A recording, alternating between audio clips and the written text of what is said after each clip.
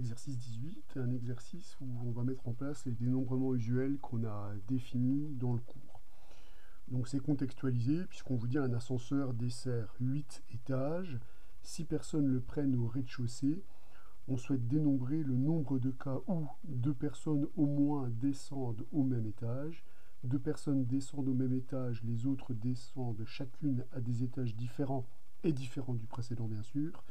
Une personne descend à un étage, 2 personnes à un autre et enfin 3 personnes à un autre. Alors on va analyser les questions et on va bien repérer les mots-clés qui sont importants. Alors on a a priori 8 étages identifiés et on a 6 personnes que l'on peut identifier en leur donnant un numéro. Donc ça c'est toujours important, on le verra en probabilité, on le voit dans les dénombrements, c'est qu'il faut au maximum chercher à différencier les objets qu'on manipule. Même si dans l'énoncé c'est dit que les objets sont indifférenciés, il y a toujours moyen de mener l'expérience en leur attribuant un numéro. Donc ça, c'est quelque chose que je ferai assez systématiquement. Alors maintenant, repérons question par question les mots qui sont importants pour pouvoir effectuer le dénombrement. Alors on vous dit 2 personnes au moins descendent au même étage. Alors là, s'il y a bien un mot à repérer, c'est le au moins, qui est toujours un véritable problème. Au moins, on n'aimera pas trop. On préférera en général au plus. Donc, quand on fait du dénombrement, on préfère au plus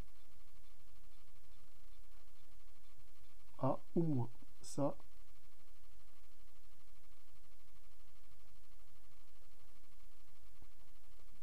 c'est quelque chose qu'on retrouvera même dans l'analyse des langages de probabilité.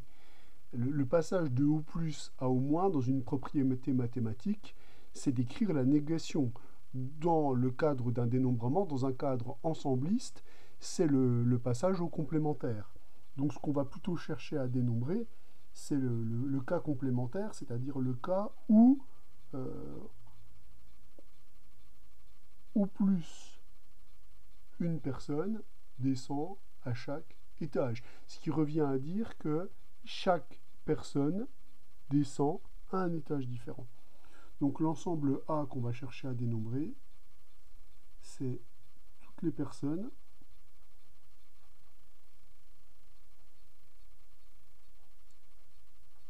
descendent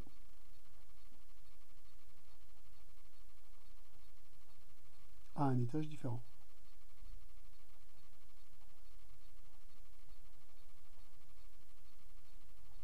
Puisque si je sais dénombrer cet ensemble-là, j'aurais plus qu'à considérer le complémentaire de toutes les possibilités.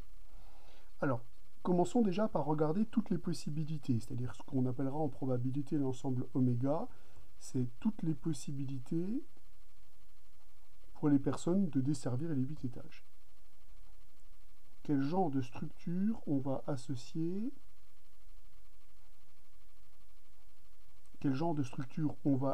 justement pour effectuer ce dénombrement. Alors là, je trouve que la notion de liste est une bonne notion pour pouvoir récupérer tous les cas possibles. Effectivement, quand on définit une liste, on peut associer à chaque personne, numéroter, l'étage dans lequel il va descendre. Donc si j'assimile un numéro à chaque personne, le premier élément de ma liste, eh bien, ça sera le numéro de l'étage qu'il a choisi, etc. jusqu'à la personne numéro 6. Là, a priori, les étages possibles, ils peuvent choisir l'un des 8 étages possibles. Donc dans oméga qui recouvre toutes les possibilités, on va récupérer donc l'ensemble 1,8 des 8 étages possibles à la puissance 6. Donc le cardinal ici de oméga, c'est le cardinal de cet ensemble. Ça va donc être 8 à la puissance 6. Donc ça, c'est le nombre de manières au total pour les 6 personnes de descendre à 8 étages possibles dans notre immeuble. Donc voilà le nombre de possibilités totales. Maintenant, pour l'ensemble A, on vous dit toutes les personnes descendent à un étage différent. Alors ça, il s'agit très clairement de travailler avec des arrangements. ça va être le nombre de manières d'arranger ces 6 personnes dans les 8 étages. Le cardinal de A correspond donc à un dénombrement classique du cours, puisque le cardinal de A, c'est la manière donc d'arranger 6 personnes dans les 8 étages. Effectivement, ici, on est dans un cadre où on est en train de chercher des listes, des 6 listes d'éléments 2 à 2 distincts, puisque tous les étages sont différents. Donc l'ensemble A s'assimile aux 6 arrangements. C'est l'ensemble des 6 arrangements de 1 à 8. Donc là, on est sur un dénombrement classique du cours. C'est A8, 6, c'est-à-dire factoriel 8 sur factoriel 8 moins 6, c'est-à-dire c'est factoriel 8 sur factoriel 2. Conclusion, la réponse à la première question, comme je passe par l'événement complémentaire, donc la réponse à la première question, je vais l'appeler R1, c'est donc le nombre total de possibilités 8 à la puissance 6, moins le nombre de cas où toutes les personnes descendent à un étage différent, c'est-à-dire factoriel 8 sur factoriel 2. Alors pour la deuxième question, on vous dit que 2 personnes descendent au même étage, les autres descendent chacune à des étages différents et différents du précédent.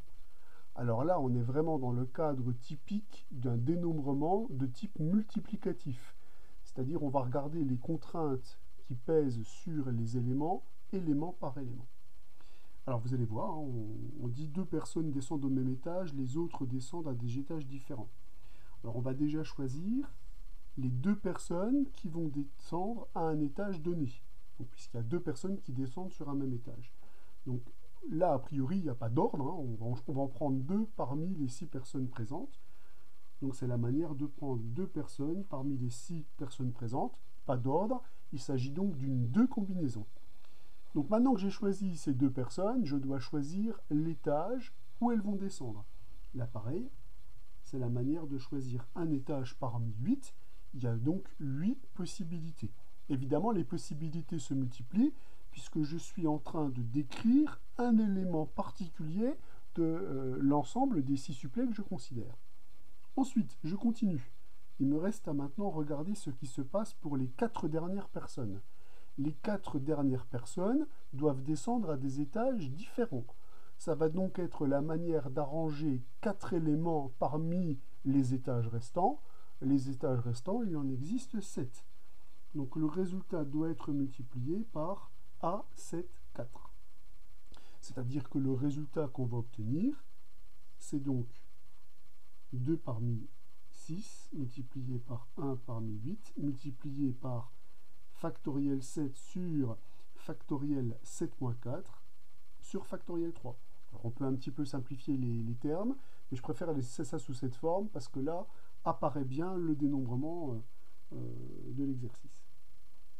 Troisième question, on vous dit une personne descend à un étage, 2 personnes à un autre étage et 3 personnes encore à un autre étage.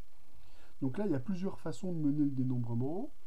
Moi, ce que j'aime bien, c'est faire le même raisonnement ici, qui est un raisonnement multiplicatif, et on va voir qu'il peut se mener de 2 façons. Ça revient déjà à choisir la personne parmi les 6 qui va descendre à un étage donné, et choisir l'étage correspondant, puis choisir les 2 personnes parmi les 5 restantes qui vont descendre à un autre étage. Donc là, c'est la manière de choisir un autre étage parmi les 7 restants. Et enfin, il reste à choisir 3 personnes parmi les 3 personnes qui restent. On obtient bien 1, puis de choisir l'étage correspondant. Donc voici une façon de faire. On est sur un principe multiplicatif. On est en train de regarder en totalité le devenir des gens dans les différents étages. Donc là, on construit pas à pas un élément de l'ensemble qu'on cherche à dénombrer, principe multiplicatif.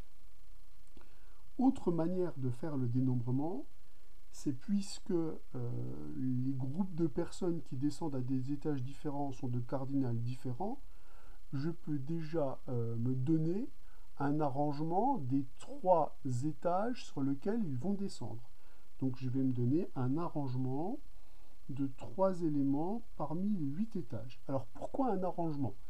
Parce que je peux dire que le triplet qui correspond aux différents étages, le premier élément de cet arrangement correspond à l'étage où va sortir une personne, la deuxième composante correspond à l'étage où sort 2 personnes, et la troisième composante c'est l'étage où sort 3 personnes. Donc le fait de prendre un arrangement me permet de classer. Le premier, c'est une personne, le deuxième, c'est 2 personnes, le troisième, c'est 3 personnes. Je n'ai plus qu'à choisir une personne parmi les 6 qui vont descendre à l'étage qui correspond à la première composante, puis 2 personnes parmi les personnes restantes qui descendent à l'étage restant, puis 3 personnes parmi les 3 restantes qui descendent à l'étage qui est en troisième composante. Alors est-ce qu'on obtient bien le même résultat par ce raisonnement? Bien, de toute façon, le 1 parmi 6, 2 parmi 5, 3 parmi 3, évidemment, c'est les termes que vous retrouvez ici. Là, si vous regardez ce qui se passe, vous avez 8 fois 7 fois 6, qui correspond exactement à factoriel 8 sur factoriel 8 moins 3, puisque c'est factoriel 8 sur factoriel 5, c'est-à-dire 8 fois 7 fois 6. Donc la façon de raisonner est totalement équivalente. Voilà pour cet exercice numéro 18, où là, on voit bien comment se met en place un procédé multiplicatif et dans quelle situation il se met en place.